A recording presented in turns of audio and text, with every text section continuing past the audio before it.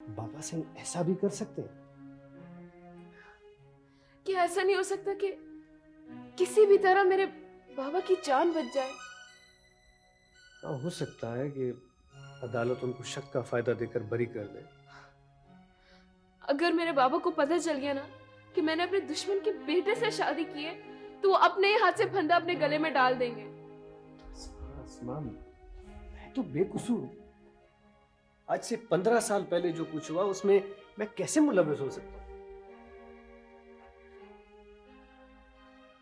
अम्मी कहती हैं कि मैं छुट्टी ले लूं, मुझे खतरा है।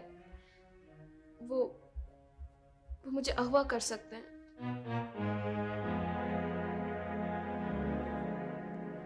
मेरी बीवी को कोई अगवा करेगा तो क्या मैं चूड़ियां पहनकर बैठा रहूंगा क्या? तुम बीवी हो मेरी, कुछ और नहीं हो।